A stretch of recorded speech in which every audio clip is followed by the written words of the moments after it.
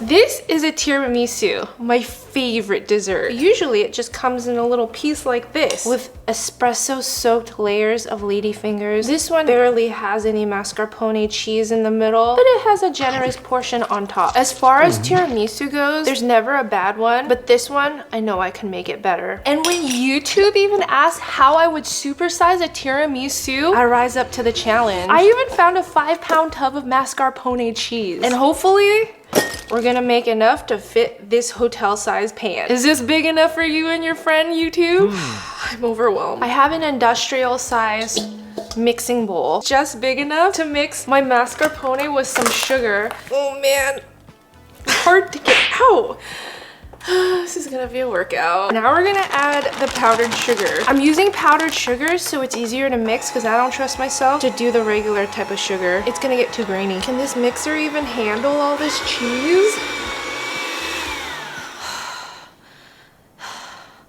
It's mixed. Okay, the cheese is done, so now we have to fluff it up with some whipping cream. So I'm gonna add some more powdered sugar, a little bit of vanilla extract, and this whole quart of heavy whipping cream. And then we're gonna just whip it up on low speed first so it doesn't splatter everywhere, and then I'm gonna crank it up to high speed. Okay, that actually happened quite fast. Ooh, this actually looks pretty good. I think I could whip it a little tiny bit more, but I don't want to make butter, so I gotta be careful. Can't let YouTube down. Now I get to transfer this whole thing and somehow mix it and make it fluffy with the cheese. If I nail this recipe, you guys have to subscribe. And YouTube, maybe you can put me on the trending page. They're like, that's not how it works. Okay, how am I gonna do this? You know what? I'm going to beat it and lighten the cream up with the cheese so that it's a little bit floatier and airier for me to add in the rest. I need a giant sized spatula if I'm gonna do this type of work. And now we mix. And now we get to fill. I'm gonna actually cheat, and instead of dipping one by one, I'm just gonna pour the very strong coffee to the bottom of the pan and then just let them all soak. Or should I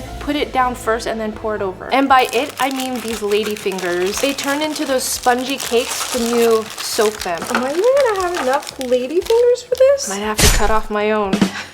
Now we're gonna soak it, but not too much. Our first layer of cream going in, and I'm not gonna be stingy like this one. Let's smooth it out. This must be how hotels do it for those giant buffets. Piece of cake, layer 1 is done. But you know what my favorite part of a tiramisu is when they have that dusted cocoa powder on top, and I just don't feel like they do that enough. Now back to layering the lady fingers. We have finished 2 layers, and I am coming down to my last package. I am back with 3 more packages of lady fingers to round this out, and hopefully I shall have enough because this will be the most epic tiramisu you have ever seen.